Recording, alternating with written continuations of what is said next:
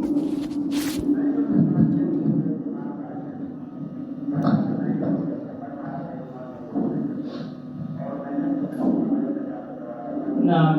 ونصلي على رسوله الكريم اما بعد فاعوذ بالله من الشيطان الرجيم بسم الله الرحمن الرحيم قال الله تعالى في القرآن المجيد إنا آتيناك الكوثر فصل لربك وانحر إن شانئك هو الأبتر وقال النبي صلى الله عليه وسلم لكل يوم عيدا وهذا عيدنا او كما قال عليه الصلاة والسلام۔ اللہ رب العزت کا شکر اور احسان ہے کہ اس نے ہمیں اپنے حبیب صلی اللہ علیہ وسلم کی امت میں پیدا فرمایا اور ایمان کی نعمت سے نوازا، اور آج کا دن ہمیں نصیب فرمایا۔ آج عید کا دن ہے۔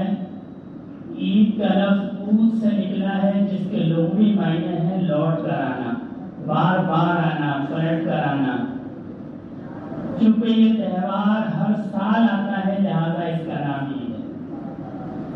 نبی کریم صلی اللہ علیہ وسلم نے جب ہجرت فرمائی تو مدینہ شریف میں دیکھا کہ انصار میلہ لگاتے ہیں 3 دن کا، اور اس میلے میں وہ کھیل تماشا کرتے ہیں اور خوشی مناتے ہیں۔ تو آپ نے صحابہ کرام سے فرمایا بھئی یہ کیا ہے، اس کی کیا حقیقت ہے؟ تو انہوں نے عرض کی کہ رسول اللہ ہم زمانہ جاہلیت کے اندر یہ تہوار منایا کرتے تھے، اس کی حقیقت کا ہے، اس کی روایت کا تو ہمیں علم نہیں ہے، لیکن ہم سارے لوگ سال میں ایک مرتبہ اس طرح خوشی منایا کرتے تھے۔ تو آپ صلی اللہ علیہ وسلم نے فرمایا کہ اللہ نے تمہیں 2 دن خوشی کے دیے، ایک عید الفطر اور دوسری عید الاضحیٰ۔ یہ 2 دن جو ہیں یہ خوشی کے دن ہے، یہ انعام کے دن ہے۔ خصوصاً عید الفطر جو ہے اس کو یوم جائزہ یعنی انعام کا دن بھی کہتے ہیں۔ اس دن اللہ پاک اپنے فرشتوں کو زمین پر بھیجتے ہیں۔ روایات میں آتا ہے کہ فرشتے جب زمین پہ آتے ہیں تو وہ جتنے رستے ہیں، جتنے چوراہے ہیں، ان پہ کھڑے ہو جاتے ہیں اور لوگوں سے کہتے ہیں کہ تیار ہو کر مسجد کی طرف جاؤ، اپنے رب کی حاضری کی طرف جاؤ، وہ رب جو بڑا معاف کرنے والا ہے اور بڑا دینے والا ہے۔ اور ان کی آواز کو صرف انسان اور جن نہیں سنتے، باقی ساری مخلوق سنتی۔ کہ یہ فرشتے یہ فرشتے آ کے لوگوں سے کہتے ہیں کہ جی فٹافٹ مسجد میں پہنچو، فٹافٹ عیدگاہ میں پہنچو، اللہ رب العزت کے سامنے گر گڑاؤ، اللہ پاک دینے والے ہیں، کہ آج تو مانگنے کا دن ہے۔ پھر جب بندے عید کی نماز ادا کرتے ہیں، اللہ پاک کی حمد و ثنا بیان کرتے ہیں اور پھر اپنی حاجات بیان کرتے ہیں، تو اللہ پاک فرشتوں سے فرماتے ہیں کہ جو جب تک یہ لوگ مجھ سے مانگتے رہیں گے میں ان کو دیتا رہوں گا۔ روایات میں آتا ہے، حدیث شریف کے الفاظ ہیں کہ اللہ پاک فرماتے ہیں کہ آج کے دن مجھ سے جو بھی دنیا یا دین کی حاجت مانگیں گے میں ان کو دوں گا۔ یعنی آج کا دن ایسا ہے، آج کا یہ مجمع، یہ مجلس ایسی اللہ کے نزدیک مقرر ہے، اللہ پاک فرماتے ہیں یہ مجھ سے جو بھی مانگیں گے، یہ مجھ سے دنیا مانگیں گے میں ان کو دنیا دوں گا، یہ دین مانگیں گے میں اس کو دین دوں گا، یہ آخرت مانگیں گے میں ان کو آخرت دوں گا۔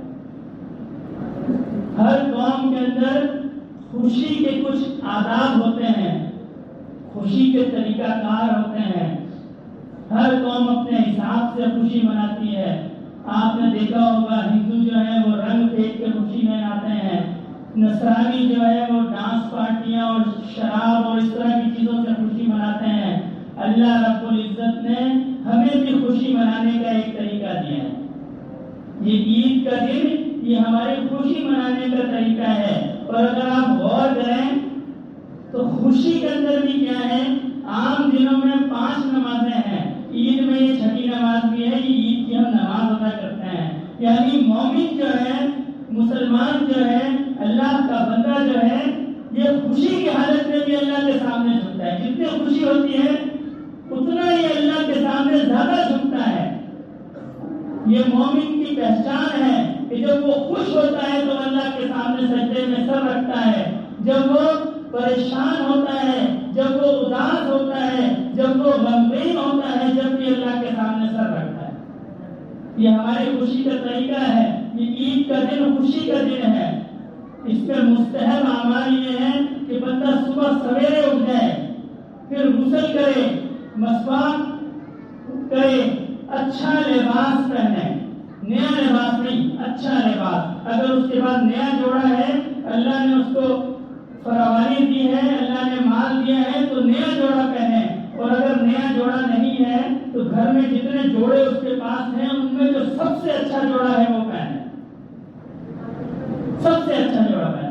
یہاں پہ ہمارے یہاں بعض لوگوں میں عادت ہوتی ہے کہ عید کے دن کوئی نہ کوئی غم کی بات، کوئی ناراضگی کی بات، کوئی کسی کے بڑوں کا انتقال ہو گیا اس کو یاد کر کے بلا وجہ روتے ہیں۔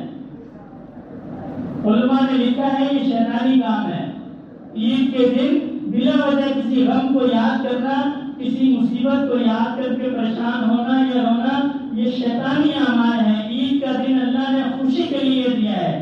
اس دن کوئی غم یاد نہیں کرنا۔ اگر کسی کو اللہ نے کوئی نعمت نہیں ملی وہ جب بھی شکر ادا کرے۔ اللہ نے ہمیں بے شمار نعمتیں دی ہیں، اتنی اللہ نے ہمیں نعمتیں دی ہیں۔ عید کے دن ان نعمتوں کو یاد کر کے اللہ کا شکر ادا کرنا ہے۔ سب سے بڑی نعمت تو اللہ نے ہمیں مسلمان بنایا ہے، یہ کتنی بڑی نعمت ہے۔ دنیا کی تمام نعمتیں، دنیا کی تمام خوشیاں، دنیا کی تمام آسائشیں اس نعمت کے آگے بے قدر ہیں۔ اس نعمت کی تو کوئی قیمت ہی نہیں ہے، یہ تو لازوال نعمت ہے۔ تو اللہ نے ہمیں یہ نعمت دی ہے، کتنی بڑی خوشی کی بات ہے۔ اگر کسی کو کوئی دکھ پریشانی ہے تو اللہ کی اس نعمت کو یاد کرے، اللہ نے مجھے مسلمان بنایا۔ اربوں خربوں دنیا میں انسان ہے، ہر بندہ مسلمان نہیں ہے۔ میں نے اور آپ نے اللہ سے سوال نہیں کیا تھا اس نعمت کا کہ اللہ آپ ہمیں مسلمانوں کے گھر میں پیدا کرنا۔ اللہ پاک نے اپنی فضل سے، اپنی رحمت سے مجھے اور آپ کو مسلمانوں کے گھر میں پیدا فرمایا۔ کتنی بڑی یہ نعمت ہے کہ اس ایمان کی حالت میں اللہ ہمیں دنیا سے لے جائیں گے تو وہاں وہ نعمتیں ملیں گی جو ان کے آگے دنیا کی، جو شخص دنیا میں ساری زندگی عیش میں رہا، ساری زندگی اس کو کوئی دکھ نہیں ہوا، کوئی تکلیف نہیں ہوئی، کوئی پریشانی نہیں ہوئی، اور قیامت کے دن جب اللہ پاک اس سے پوچھیں گے تو دنیا میں کتنا رہے تو کہے گا کچھ لمحے، یہ ان سے تھوڑا سا تھا، کچھ لمحے میں دنیا میں رہا۔ یہ دنیا کی حیثیت ہے، اور اس دنیا میں اللہ نے ہمیں ایمان جیسی نعمت دی، پھر اس کے علاوہ دنیا کی نعمتیں اللہ نے بے شمار دی ہیں، گھر دیا ہے، اولاد دی ہے، بچے دیے ہیں، دوست احباب دیے ہیں۔ تو اللہ کی نعمتوں کو یاد کریں اس دن، اور ان نعمتوں پہ خوشی کا اظہار کریں۔ یہ خوشی کا دن ہے۔ جو سال میں جو ماہ رمضان کے اندر ہم نے روزے رکھے، آج ان روزوں کی بخشش کا دن ہے۔ آج اللہ پاک ان روزے داروں کو ماہ رمضان میں جو روزے رکھے، رات میں قیام کیا، تراویح پڑھی، آج اللہ پاک اس مجلس کے اندر ان روزوں کا انعام عطا فرماتا ہے۔ یہ انعام کی مجلس ہے، یہ مانگنے کی مجلس ہے۔ آج کے دن جب دعا ہوگی تو ہر شخص اپنے لیے اللہ پاک سے دنیا کا سوال کرے، آخرت کا سوال کرے، اپنے بچوں کی نیکی کا سوال کرے، ان کی فرمانبرداری کا سوال کرے، جنت الفردوس کا سوال کرے، جہنم سے نجات کا سوال کرے۔ ہر بندہ اللہ سے سوال کرے، اللہ مجھے جہنم سے بچا لیں، یا اللہ مجھے جنت میں داخل کر دیں، یا اللہ میری دنیا کا فلاں مسئلہ ہے آپ اس کو حل کر دیں۔ اللہ کے دربار میں کسی چیز کی کمی نہیں ہے، اللہ کے دربار میں کسی چیز کی کمی نہیں ہے، اللہ کے در پہ کسی چیز کی کمی نہیں ہے۔ اللہ جس کو چاہتے ہیں بغیر حساب کے دیتے ہیں۔ تو آج کا دن مانگنے کا دن ہے، آج کا دن سعادت کا دن ہے، آج کا دن خوشی کا دن ہے. لیکن یہ خوشی جو ہے یہ جو ان کے لیے ہے جنہوں نے ماہ رمضان میں اللہ کو یاد رکھا ہے، جنہوں نے ماہ رمضان کے روزوں کو رکھا، رات میں تراویح کا قیام کیا، ان کے لیے تو عید کا دن ہے، ورنہ وعید کا دن ہے. اسی عرب شاعر نے شعر کہے ہیں جس کا مفہوم اس طرح ہے کہ عید تو ان کی ہے کہ جنہوں نے اللہ کو یاد رکھا، عید ان کی نہیں ہے کہ جنہوں نے نئے کپڑے پہن لیے، بلکہ عید ان کی ہے کہ جو اللہ کے ڈر سے گناہوں سے رکے رہے، ان کی عید ہے. حضرت عمر رضی اللہ تعالیٰ عنہ کو لوگوں نے عید کے دن دیکھا کہ اپنے گھر کے باہر تشریف فرما ہیں اور رو رہے ہیں. لوگوں نے عرض کی کہ خلیفۃ الرسول آج تو عید کا دن ہے، آج تو خوشی کا دن ہے، آپ رو رہے ہیں. تو فرمایا عید کا دن ان کے لیے ہے کہ جنہوں نے اللہ کو راضی کر لیا، جن کے روزے اور جن کی قیام اللیل اللہ نے قبول کر لیے، ان کے لیے تو انعام کا دن ہے. اور جن کے روزے اور قیام اللیل اللہ نے قبول نہیں کیے، ان کے لیے تو یہ وعید کا دن ہے. تو میں اس لیے رو رہا ہوں کہ پتہ نہیں میرا کیا معاملہ ہے، اللہ نے میرے روزوں کو قبول کیا کہ نہیں کیا، اللہ نے میری تراویح کو قبول کیا کہ نہیں کیا. یہ اللہ کے برگزیدہ بندوں کا، اللہ کے نیک بندوں کا معاملہ تھا کہ جو اللہ کو راضی کرتے تھے اور پھر اللہ سے ڈرتے تھے کہ پتہ نہیں میری یہ عبادت جو ہے یہ قبول بھی ہوئی کہ نہیں ہوئی. اور ہمارا کیا معاملہ ہے؟ ہمارا معاملہ بالکل اس کے الٹ ہے. ہم اگر نماز پڑھ لیں، ہم روزہ رکھتے ہیں تو ہم سمجھتے ہیں ہم نے بہت بڑا تیر مار لیا، ہم نے کمائی کر دیا ہے، ہم نے تو روزے رکھ کے کمائی کر دیا، ہم نے تراویح پڑھ کے کمائی کر دیا. ایسا نہیں ہے. ہمارا روزہ اگر اللہ کی بارگاہ میں قبول نہیں ہے، ہماری تراویح اللہ کی بارگاہ میں قبول نہیں ہے، تو پھر اس کی کوئی اہمیت نہیں ہے. حدیث شریف کے اندر ہے نا کہ بعض روزے دار ایسے ہوتے ہیں جن کو سوائے بھوک اور پیاس کے کچھ بھی نہیں ملتا ہے، صرف ان کو روزے کے اجر میں بھوک ملتی ہے اور پیاس ملتی ہے بس. تو اللہ پاک ہمیں ان چیزوں سے بچائیں، اللہ پاک ہماری عبادات کو قبول فرمائے جیسی بھی ہیں، ٹوٹی پھوٹی ہیں، بندہ دل میں رکھے اللہ یہ آپ کے قابل تو نہیں ہے.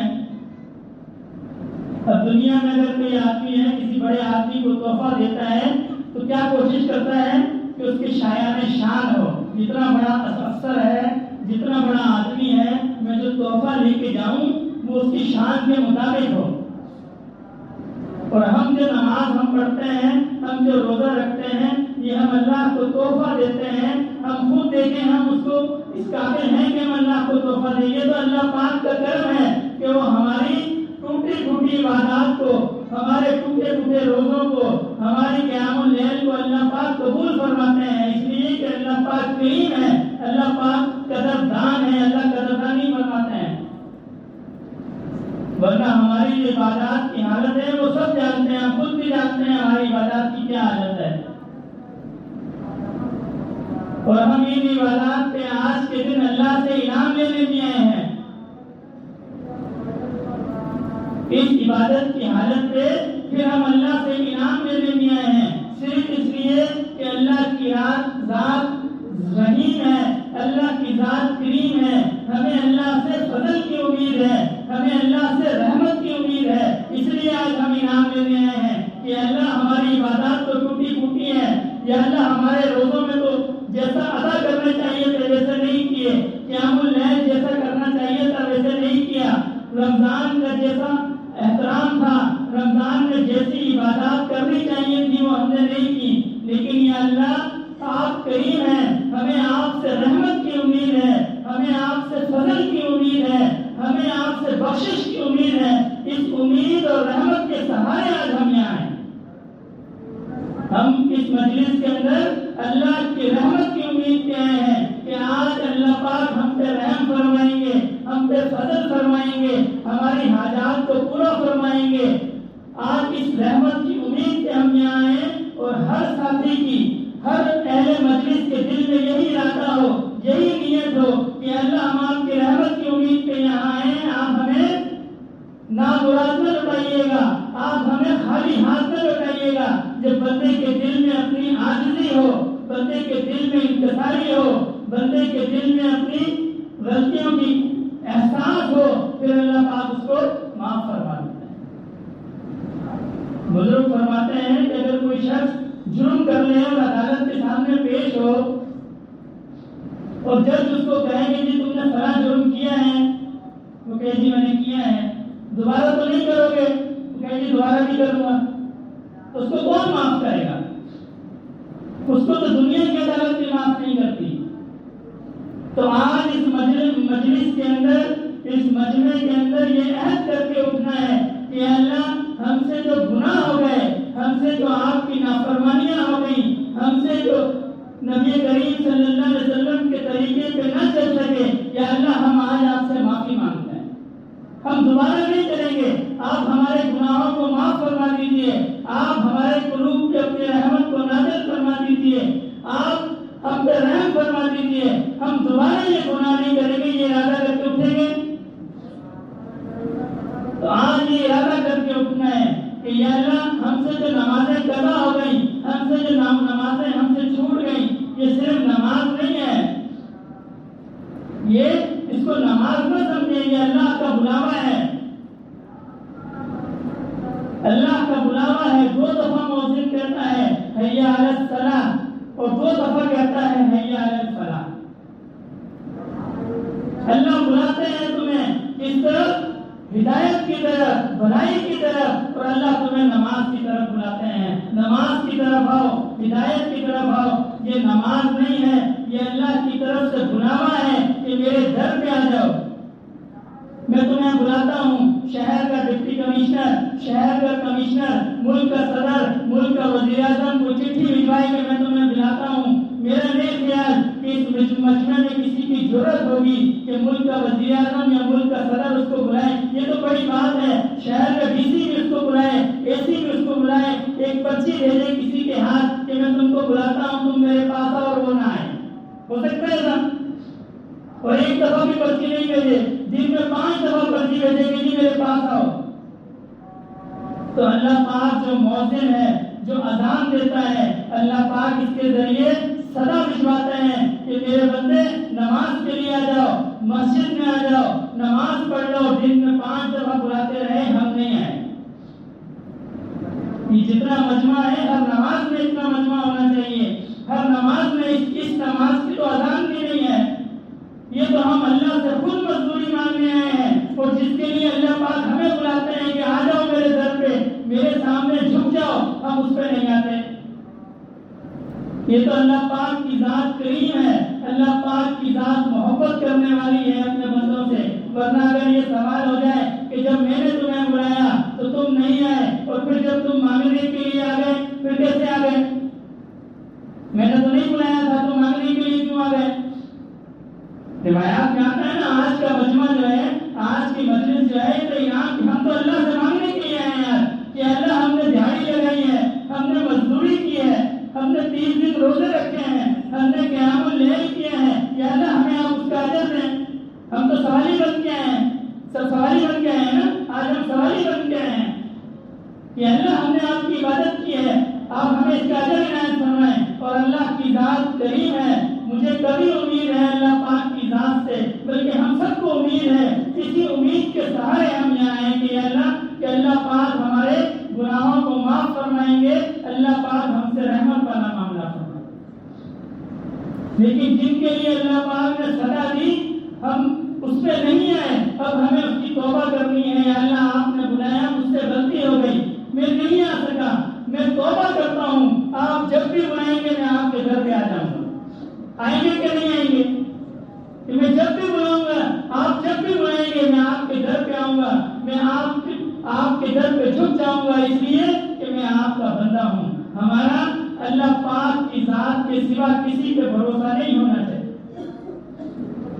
جو کچھ بھی ملے گا وہ اللہ کے در سے ملے گا, اس کے علاوہ کہیں سے نہیں ملے گا. ایک بزرگ حج کر رہے تھے, دیکھا ایک شخص ہے, وہ بھی حج کر رہے تھے. وہ حج ختم ہوا تو آواز آئی اس شخص کا نام لے کے, جی اس کا حج قبول نہیں ہے. تو ان بزرگوں نے بھی سنی, انہوں نے اس کو پکڑ لیا حج کے بعد، کہنے لگے کہ جب تمہارا حج قبول نہیں ہے تو تم اتنی دور سے کیوں آتے ہو یہاں پہ؟ اس نے کہا کہ یہ آواز ہے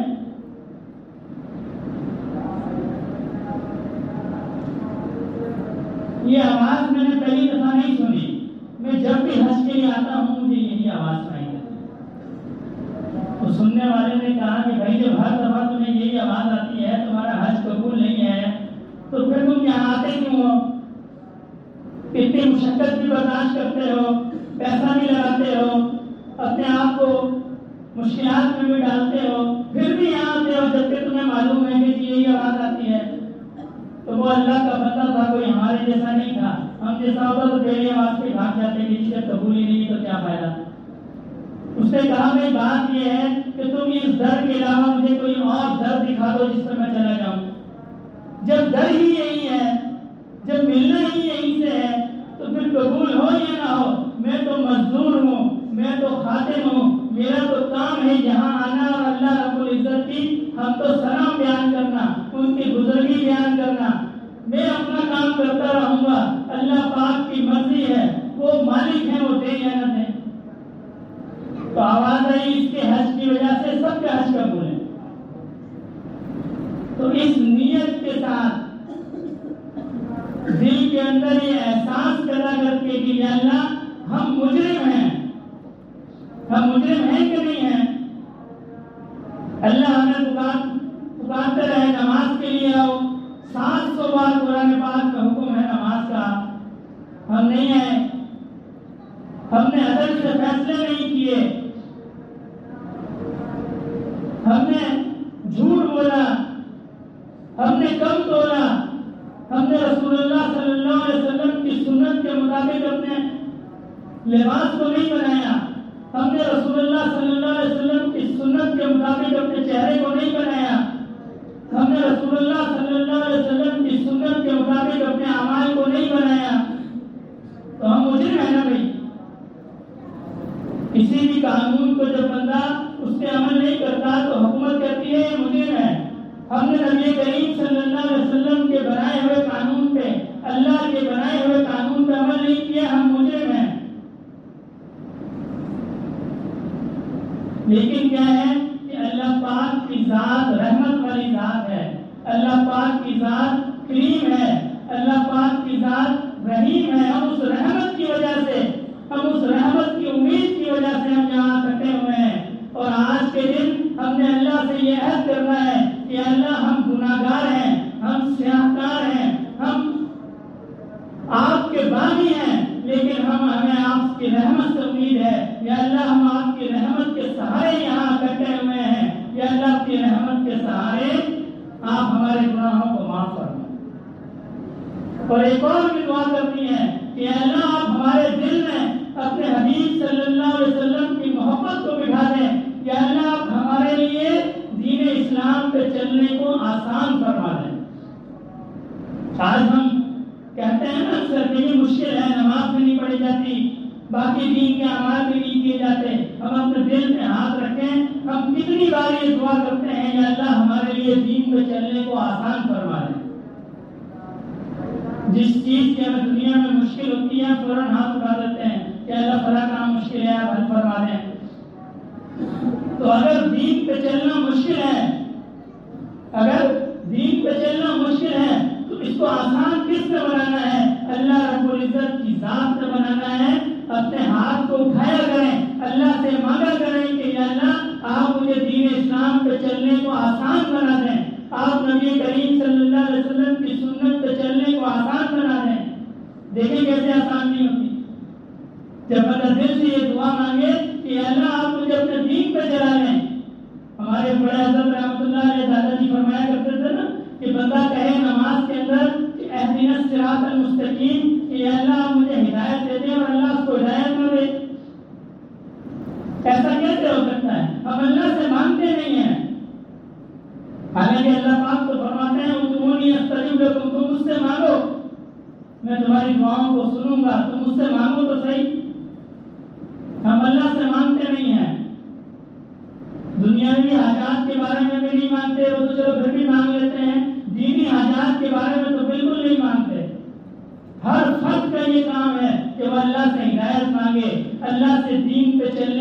तौफीक मांगे,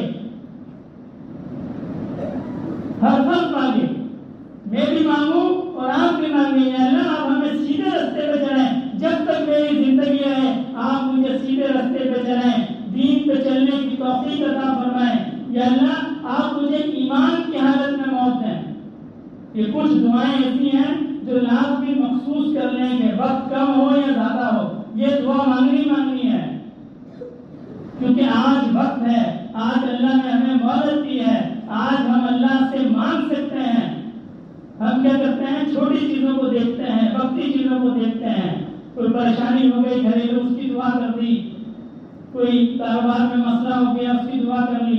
जो बात की चीजें हैं, जो दायमी चीजें हैं, जो मुस्तकिल चीजें हैं, हम उसकी दुआ नहीं मांगते हैं। तो अपनी दुआओं में ये एहतमाम करें, आखिरत के लिए लाजमी दुआ करें, वक्त हो या ना हो, मुख्तसर सी भी दुआ हो। या अल्लाह मुझे माफ कर दें, या अल्लाह मुझे जन्नतुल फिरदौस में जगह अता फरमाएं, या अल्लाह मुझे जहन्नम से निजात अता फरमाएं, या अल्लाह पाक ईमान की हालत में मौत अता फरमाएं।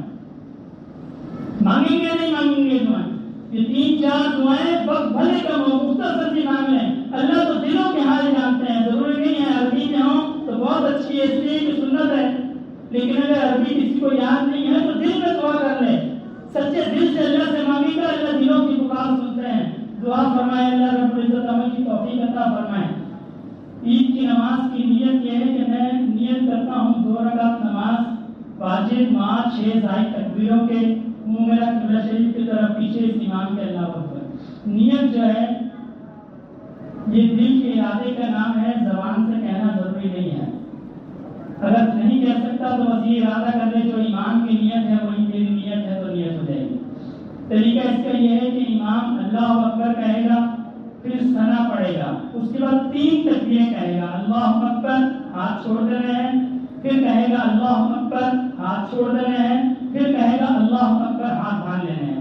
फिर इमाम सूरह फातिहा और उसके साथ सूरत मिलाएगा, जिससे मामूल की नमाज होती है। अपनी रकअत मुकम्मल करेगा, दूसरी रकअत में इमाम खड़ा होगा, फिर सूरत पढ़ेगा, सूरह फातिहा पढ़ेगा, फिर सूरत पढ़ेगा, और फिर वो 3 जायद तकबीरें कहेगा, अल्लाह अकबर हाथ छोड़ देने हैं, फिर अल्लाह अकबर हाथ छोड़ देने हैं, फिर अल्लाह अकबर हाथ छोड़ देने हैं। 3 तकबीर हो गई। फिर चौथी तकबीर और रुकू में रहेगा, अल्लाह अकबर रुकू में चले जाना है, बाकी नमाज